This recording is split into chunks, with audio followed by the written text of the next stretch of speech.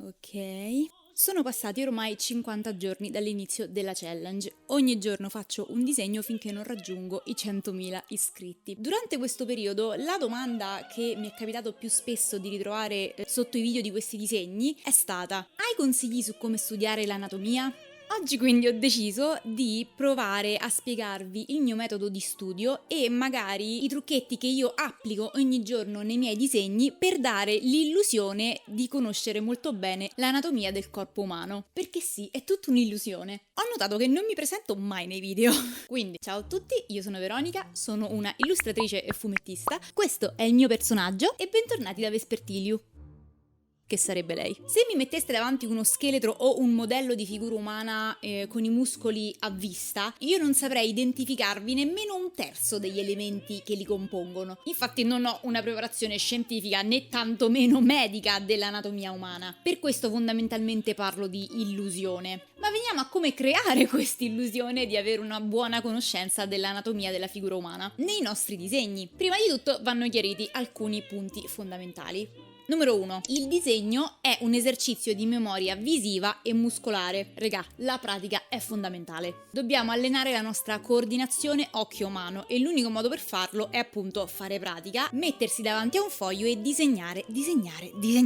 Numero 2. Lo studio dell'anatomia è un esercizio di sintesi. E qui entriamo nel vivo della questione. Passo la linea alla scrivania. Qui capitiamo a fagiolo perché sto facendo un disegno con degli scheletri. Il primo consiglio che voglio darvi riguardo lo studio dell'anatomia è partire proprio dallo scheletro, che non vuol dire imparare a disegnare uno scheletro. Questa, per dire, è ancora tra le prime volte in cui provo a disegnare scheletri interi. Non serve saper fare uno scheletro perfettamente per riuscire a rendere una figura umana. Un altro punto fondamentale è togliersi dalla testa l'idea di perfezione, perché numero 1, la perfezione non esiste. Se esiste è soggettiva. Numero 2, i miei disegni e la mia anatomia sono tutt'altro che perfetti, però funzionano. Adesso vediamo come. Quello che intendo qui è che attraverso lo scheletro possiamo fare il nostro primo esercizio di sintesi. Avete presente gli schemi che si usano per disegnare il corpo umano? Se lo guardiamo bene, non è altro che forme sintetizzate che sono state prese, per esempio, dallo scheletro.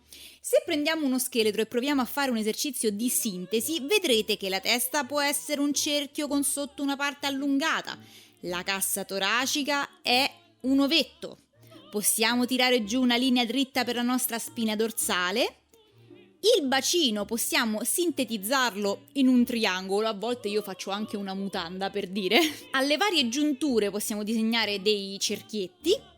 Qui sulle spalle, come vedete, ci stanno bene anche dei triangoli, no? Poi potete scegliere se procedere in modo più schematico e quindi tirare linee dritte per braccia e gambe, oppure, se andiamo a osservare meglio, possiamo notare che ci sono delle curve naturali delle ossa e possiamo approfittare di queste curve per creare il nostro personale schemino. Io personalmente aggiungo anche questo spicchietto nella parte bassa dell'ovetto per fare la forma delle costole. E vedrete che il risultato finale non sarà altro che uno di questi schemini che possiamo trovare nei libri di disegno.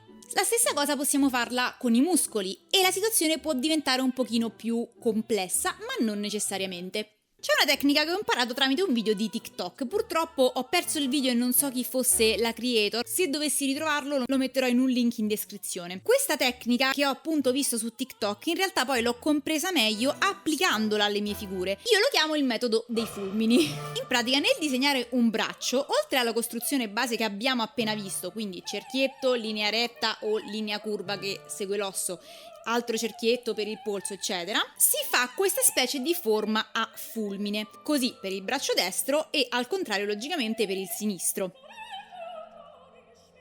Andando poi a connettere i punti restanti abbiamo una sintesi della forma quasi realistica di un braccio umano. Facendo la prova sul modello vediamo che il metodo effettivamente è fondato. Ovviamente se qui invece fossimo precisi e cercassimo di seguire le linee dei muscoli la situazione sarebbe più complessa, ma a noi appunto interessa la sintesi.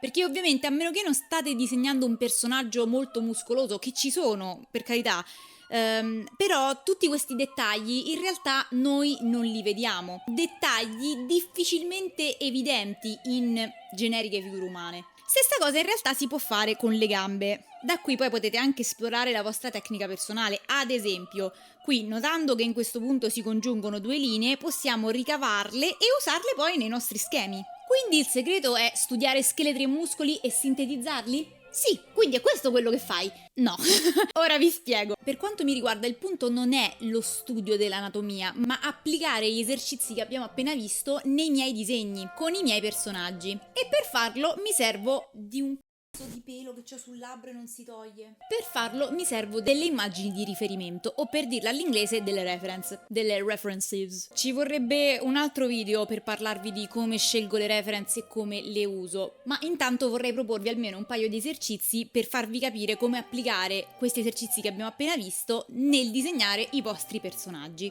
Prima di tutto scegliete una foto di riferimento. Questa foto potete prenderla ovunque da Google, oppure io per esempio uso tantissimo Pinterest, oppure potete anche scattarvi voi un selfie o una foto nella posa che preferite. Io per esempio tantissime volte uso foto che mi faccio da sola per poi disegnare Vespertilio. Il fine ultimo di questo esercizio ovviamente è disegnare il vostro personaggio nella posa che avete scelto. Per farlo quindi dovrete copiare la posa e per farlo andremo ad utilizzare gli schemini che abbiamo appena studiato. Quindi cominciamo dalla sintesi dello scheletro. Attenzione, se siete alle prime armi usate una figura in piedi frontale, se invece volete aggiungere uno step in più usate una figura in una qualsiasi posa che vi sembri interessante. Se disegnate la figura in piedi e quindi figura in piedi frontale, vi do un trucchetto in più, diciamo.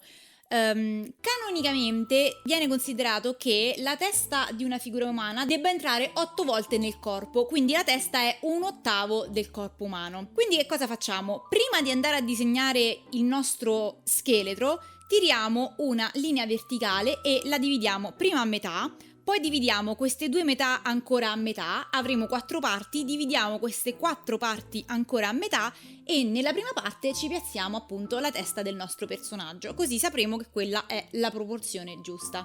Poi ci sono altri accorgimenti che noi possiamo prendere, per esempio a metà di questa linea ci poggerà il bacino, quindi ci andremo a mettere la punta bassa del nostro triangolo o della mutanda, qualsiasi cosa che voi decidiate di usare.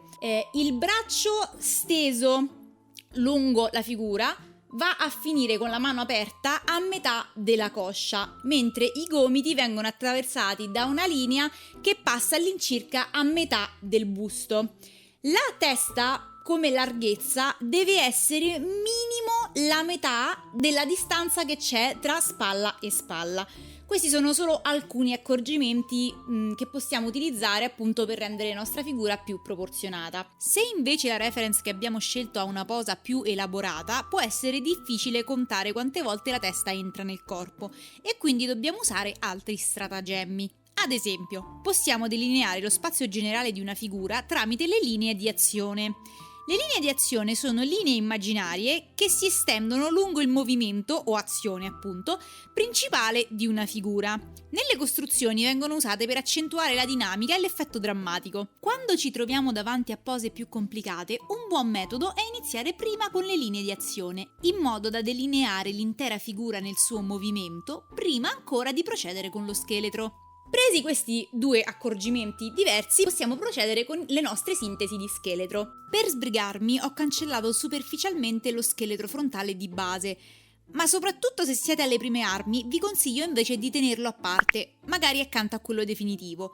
Prolunghiamo in linee orizzontali gli 8 punti che ci siamo trovati all'inizio e usiamo questa griglia per misurare le proporzioni del nostro schema iniziale. Anche in questo caso possiamo aiutarci con le linee d'azione, in modo da riuscire a costruire più facilmente uno scheletro di base che sia il più vicino possibile alla nostra immagine di riferimento.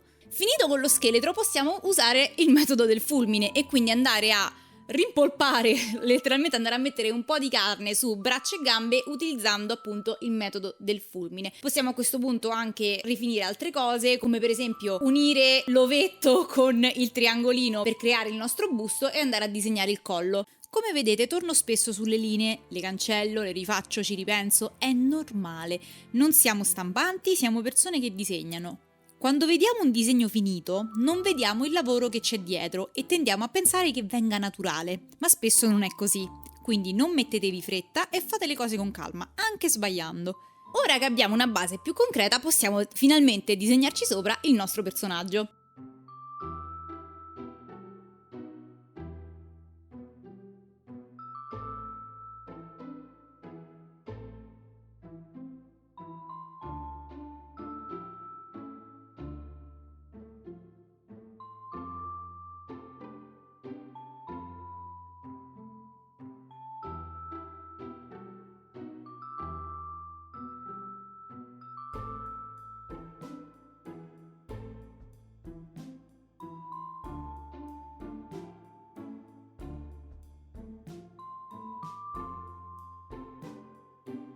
Ora, questi sono consigli base. Ovviamente, se voi volete dei dettagli più ricercati, come possono essere per esempio appunto dei muscoli più definiti, se volete studiare come si comporta un seno femminile, che non è per niente facile, come si comporta un seno femminile a seconda della posizione, come si modificano i muscoli della schiena a seconda di come si piega, anche semplicemente i muscoli del collo, tutti questi dettagli vanno ricercati attraverso lo studio, non ci sono scorciatoie. Bisogna, come detto, allenare memoria visiva e memoria muscolare e quindi osservare e disegnare, osservare e disegnare. Più osserviamo e disegniamo, più possiamo raffinare la nostra tecnica e diventare sempre più bravi nella nostra arte. Se ce la sto facendo io, potete farcela tranquillamente anche voi. E ragazzi, è uno studio che durerà tutta la vita, quindi come detto io non sono un'esperta riguardo l'anatomia del corpo umano. Quello che io riesco a fare è dare l'impressione, creare l'illusione di avere una buona conoscenza anche attraverso queste piccole tecniche che ho provato a spiegarvi oggi. Spero che le abbiate trovate utili, spero che il video vi sia piaciuto. Se avete domande ovviamente potete lasciarmele in un commento o potete scrivermele in privato sui miei social. Noi a questo punto ci vediamo al prossimo video e beh, che dire, il pipistrello vola ma la papera non galleggia. Ciao!